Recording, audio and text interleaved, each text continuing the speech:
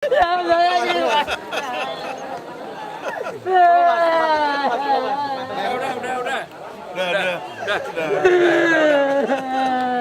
ya, rezekimu rezeki.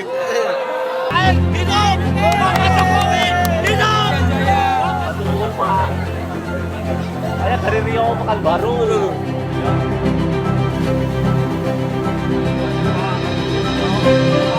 Gak bisa diungkapkan dengan kata-kata, Pak. Senangnya hati. Semua gemeter ini, Pak. Dari ujung kaki, ujung rambut gemeter semua, Pak. Kalau untuk IKN, Pak, saya berharap terus dilanjutkan, terus diperjuangkan agar generasi menerus bisa berpikir lebih maju lagi dengan kehadiran IKN, Ibu Kota Nusantara baru, Pak. IKN Nusantara. Boleh diceritain nggak, tadi kan satu meja sama presiden, ngobrol apa aja sih? Ngobrol, dia tanya-tanya gimana fasilitasnya di sini, gimana nyaman apa enggak, udah berapa bulan, terus masalah apa aja sarana dan prasarana di sini gitu kan. Terus gimana perasaannya? Perasaannya bahagia, terharu, kan seumur-umur belum pernah sama langsung Pak Presiden, Pak Menteri-Menteri yang begitu baik sama kita, merangkul kan, kita disuruh foto, dikasih hadiah. Bu Diana juga kan ngasih hadiah ke kita kan. Ya Allah, bersyukur banget ya Allah, kayak nangis kayak mimpi. Ya mudah-mudahan Bapak kalau dikasih umur panjang, sehat, selamat, panjang umur, pokoknya mah terbaiklah buat Bapak Presiden sama Ibu berserta menteri-menterinya semuanya, pokoknya mah panjang umur, sehat aja gitulah Pak.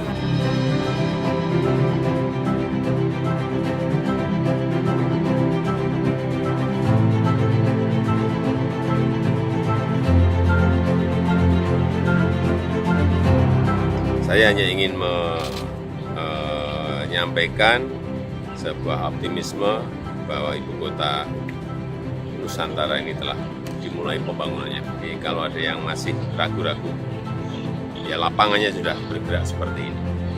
Karena ini memang bukan proyek 2 tahun atau 5 tahun. Ini bisa 10 sampai 15 tahun. Yang jelas ini dari desain, dari pembuatan, dari pembangunan semuanya oleh kita sendiri. Oleh putra-putri bangsa terbaik Indonesia.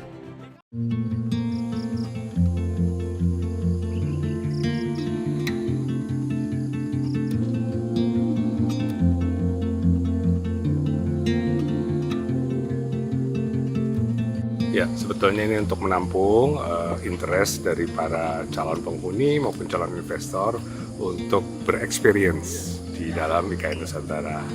Ini sebelum semuanya terbangun, ada beberapa bagian yang kita ingin bangun sebagai tempat-tempat di mana orang bisa merasakan bagaimana nantinya Nusantara ini sebagai kota di tengah hutan ataupun sustainable forest city nanti akan berkembang, dan juga kedepannya nanti akan menjadi salah satu pusat magnet dari pertumbuhan ekonomi Indonesia. Saya kira itu utamanya ya, sehingga kita lihat di sini memang ini baru tahap awal, memang ini bukan permanen, artinya nantinya mungkin akan dipindahkan karena ini kan sifatnya knockdown ya.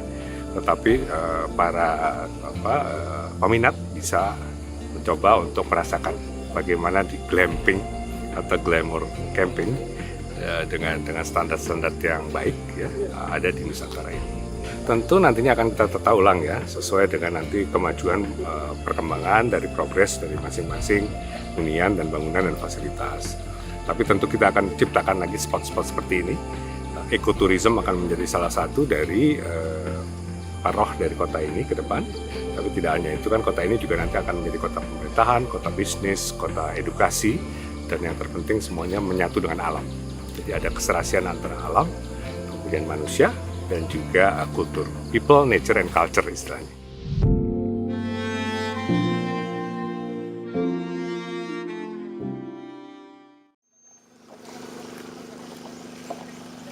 Karena di sini Bapak pusat pendidikan bisa, pusat kesehatan bisa. Digabung Pak, kita efisienkan jadi teaching hospital. Kembali ke begitu berkembang ya kita bisa pindah ke sini. 30 itu berapa sih? 8 lapangan Pak. 8 lapangan. Ini adalah training center PSSI. untuk PSSI, untuk Timnas. sepak bola, untuk timnas. Ada 8 lapangan bola nanti di sini. Udah. Terima kasih Pak. Presiden. Terima kasih Pak. Izin. Tanyakan ke ketua sama anu aja. Sama Esko. Jadi terima kasih Pak Presiden, ini kami bersama Exco sebuah kehormatan yang luar biasa. Bapak sudah memutuskan pembangunan training center di tengah kota dan ini merupakan sesuatu yang kami pastikan akan selesai segera Pak, karena dana dari FIFA sudah disiapkan, tinggal proses tanahnya. Jadi insya Allah kita bangun segera Pak untuk ini. Kalau berkenan nanti kita juga bawa Coach Sintayong ke sini langsung menengok Pak ini titiknya Pak. Jadi ini segera untuk training center sepak bolanya PSSI ini akan segera dikerjakan dan diharapkan selesai tidak lebih dari 1 tahun, dan ini akan dibiayai oleh FIFA, menunjukkan bahwa kepercayaan internasional, kepercayaan FIFA terhadap IKN Nusantara ini ada. Dan sesuai dengan perintah saya kepada Menteri PU untuk mengaudit stadion sepak bola kita, ada 22 stadion dengan kapasitas kurang lebih 20.000 penonton dengan resiko tinggi selama Liga 1 dan Liga 2, dan juga untuk Piala Dunia U20 tahun 2023. Dari hasil audit dan evaluasi dinyatakan oleh Kementerian PU 5 stadion rusak berat, 4 stadion perlu direhabilitasi dan 1 stadion harus dibongkar. Kemudian 13 stadion rusak sedang perlu direnovasi dan 4 stadion rusak ringan perlu direnovasi ringan. Dan khusus untuk stadion Kanjuruhan ini baru dalam proses redesign untuk rehabilitasi totalnya. Saya rasa itu.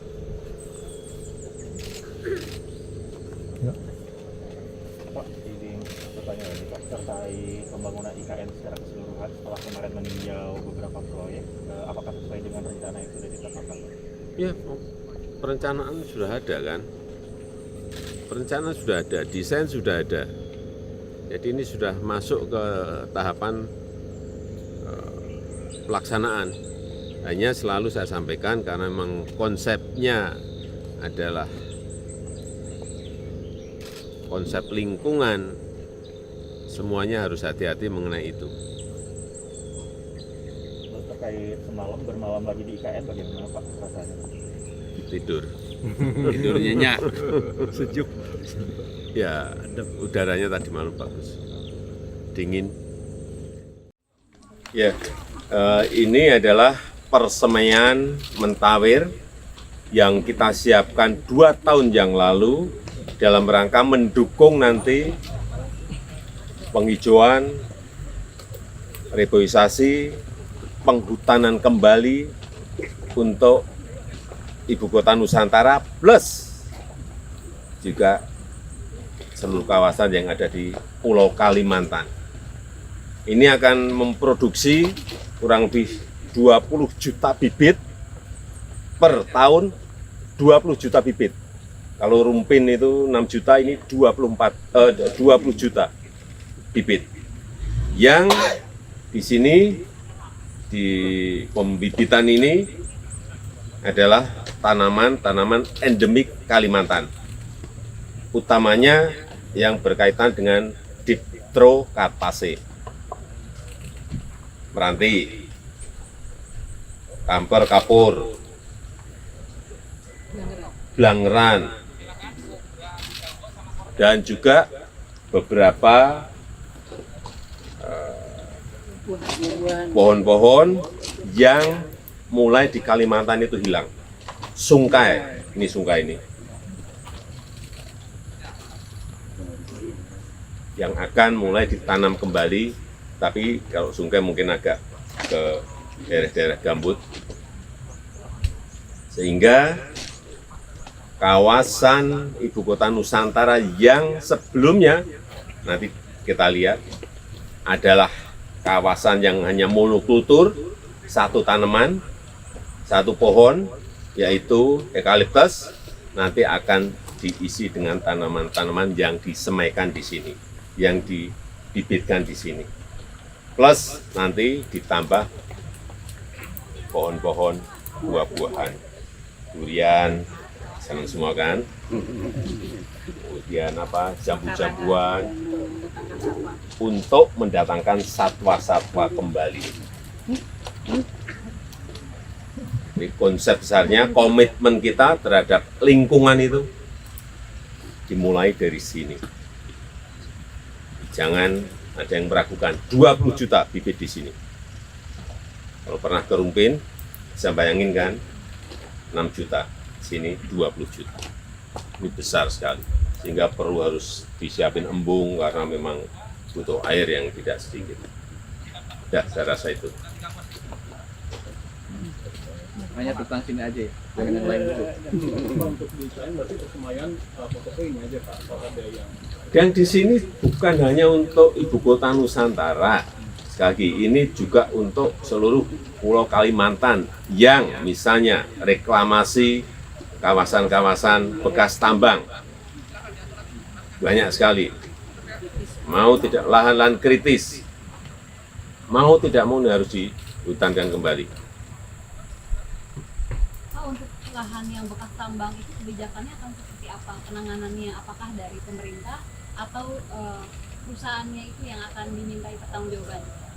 Bisa perusahaan, bisa pemerintah, dua-duanya. Tetapi bibitnya, kalau mereka ngomong sulit, gudangnya ada di sini. Karena kuncinya memang ada di pembibitan. Pak, Persemaian, ya. pusat pembibitan ini apakah salah satu cara pemerintah untuk menarik investor ke IKN juga? Tidak, memang konsepnya ibu kota Nusantara itu konsepnya memang konsep lingkungan. Jadi kalau nggak didukung oleh ini, nggak ada artinya.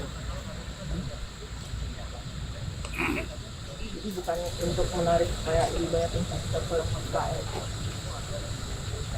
Agar konsep lingkungan yang akan dihadirkan, ambience, nuansa yang akan dihadirkan, aura yang akan dihadirkan di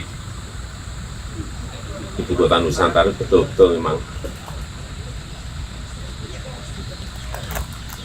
bukan hanya green city, tapi betul-betul suasana itu kerasa. Kalau ini mungkin tahun pertama akan dihabiskan di ibu kota Nusantara, silahkan. Kan berproduksi terus. Ini untuk Kalimantan. Pak, ada usulan dari Kementerian LHK kalau akan ada kebun binatang di sekitaran daerah nursery ini. Apakah Bapak mendapati gimana mengenai hal tersebut? Belum ada arahan Bapak. Belum ada arahan. Saya kira di sini yang paling penting kita bisa memproteksi orang hutan. Bukan di IKN ya ini ya, di Kalimantan, yang bisa menjadi sebuah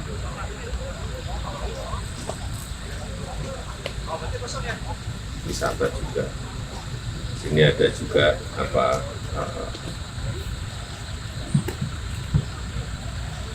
yang monyet apa bekantan juga ada, diproteksi juga untuk sebuah wisata alam. Banyak sekali. Termasuk juga kemarin sore saya minta agar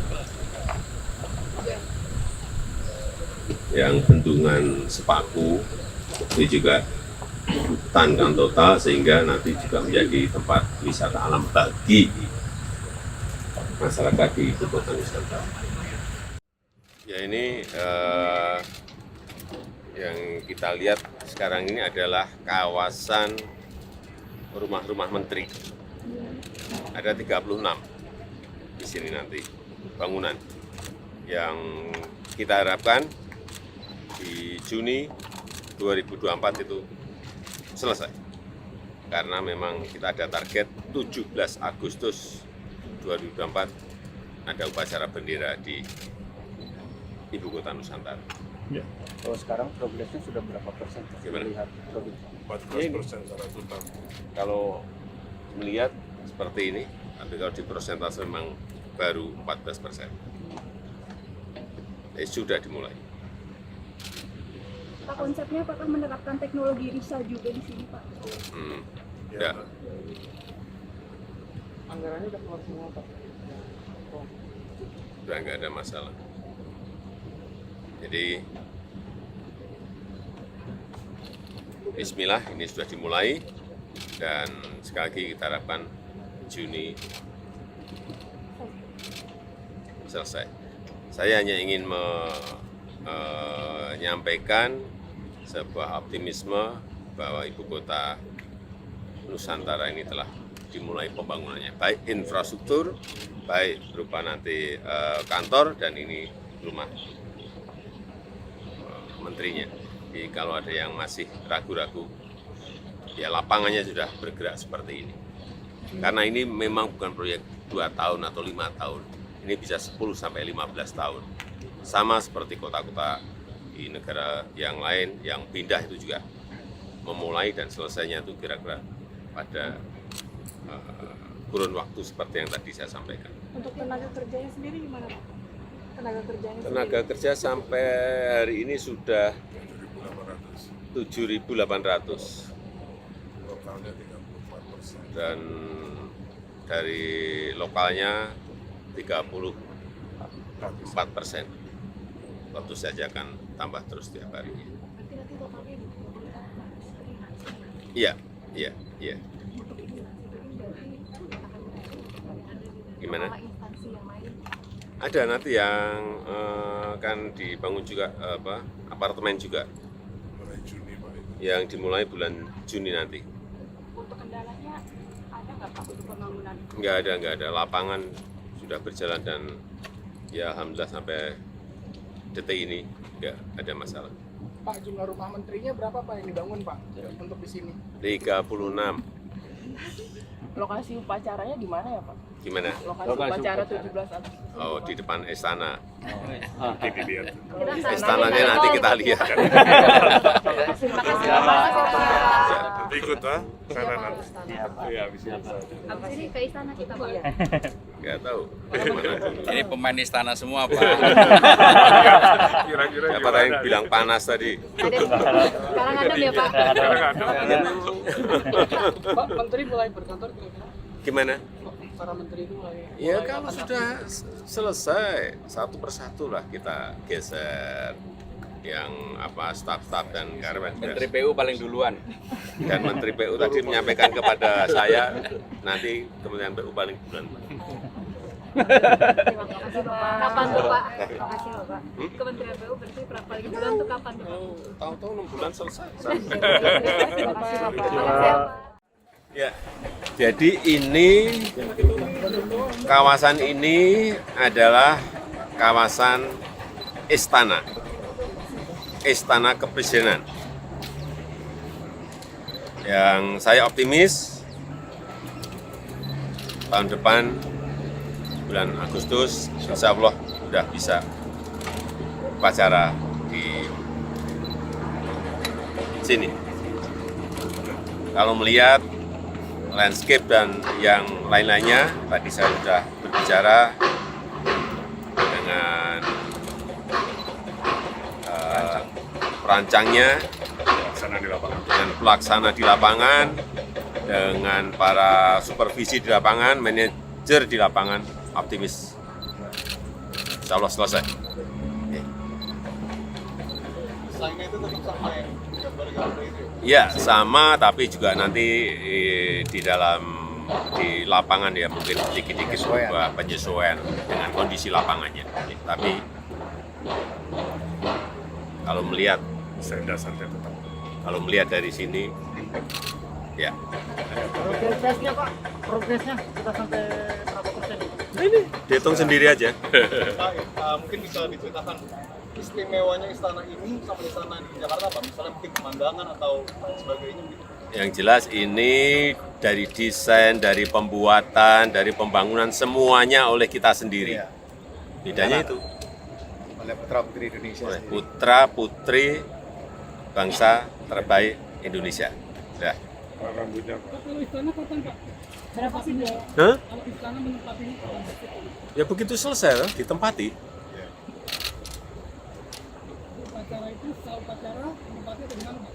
Iya, ditempati. Selesai kok nggak ditempati, selesai ditempati. Setiap kementerian juga sama. Meskipun tidak semua staf itu dibawa, segera ditempati. Supaya ini ada segera ada keramaian di sini. Kalau ada keramaian berarti perlu restoran, perlu sekolah dari TK, SD, SMP, SMA, universitas, perlu rumah sakit, perlu klinik, perlu entertainment, hiburan, perlu mall, dan lain-lain. Pak, dari kunjungan ini melihat Bapak kalau ditawarkan ke investor seperti rencana Bapak awal di pertengahan tahun ini, kira-kira investor lokal maupun asing akan tertarik ya, Pak? Dan kira-kira daya tariknya Sangat, apa, Pak? sangat. Suasana yang berbeda. Kita ini menawarkan suasana. Ini kawasan inti adalah kawasan pemerintahan. Tapi di luar itu adalah yang kita, orang akan melihat suasana yang berbeda, ada diferensiasinya, itu yang kita jual. Experience, ambience, semuanya yang kita jual itu. Pak, mau nanya yang lain boleh nggak, Pak? Belum. Nanti dulu, IKN dulu. Soal IKN istana dulu. ini sendiri, ini berarti istana untuk presiden dan wapres yang Iya, akan iya. selesai. Iya, iya. Wapres lain. Istana Di mana tuh? Ini istana presiden. Berarti istana presiden yang bangunan pertama akan selesai di KIPP ini atau ada bangunan lain? Ya, bisa aja nanti yang kementerian duluan. Rencana kedatangan 16.000 pekerja kapan ya, Pak? Nanti kan udah 500 atau 5.000. Sekarang 7.800. Ya ini harian bertahap terus, harian tambah, karena memang sudah dimulai. Kalau alokasi untuk pakai istana ekstrim, alokasi anggaran. Nanti tanyakan teknis ke Pak Menteri PU atau Pak Kepala Otorita. Pak, satu lagi Pak. Kan selalu menekankan bahwa upacara jabatan khusus tahun depan di sini. Bisa dibocorkan apa konsep yang berbeda sama Jakarta itu apa sih? Karena kan ini kan pertama kalinya di ibu kota baru aja sudah dibicarakan. Ya nanti aja. Pak, terkait 17 Biar bau. Agustus tadi, Pak, upacara 17 Agustus tadi itu di 2023 atau 2024 nanti, Pak? 2024. 2024 ya. Pak, terkait warga kan beberapa yang tinggal di kawasan pusat pemerintahan ini dalam pembebasan lahannya merasa kecewa gitu Pak, karena harga yang diberikan jauh ketimbang harga pasar. Nah, sedangkan Bapak sendiri kan komitmennya adalah tidak merugikan warga sendiri. Nah, kedepannya seperti apa? Ya kemarin sore sudah saya bicarakan dengan Pak Bambang, Pak Doni bahwa jangan sampai masyarakat dirugikan. Oleh sebab itu ada beberapa opsi yang nanti ditawarkan, baik ganti rugi, ganti untung, atau juga relokasi diberikan lahan yang di tempat yang lain. Saya kira ada beberapa opsi-opsi, pilihan-pilihan sehingga masyarakat harus tidak merasa dirugikan. Masih Pak. Gubernur BI Pak. Gubernur BI Pak. Gubernur BI kemarin sudah kita kirimkan nama ke DPR RI, Bapak Peri Warjio. Karena gini, jadi dalam situasi kegentingan global seperti ini, kita tidak ingin mengambil risiko. Fiskal moneter itu menjadi sangat-sangat penting. Dan kita harus menempatkan orang-orang yang memiliki jam terbang yang tinggi, memiliki pengalaman yang tinggi.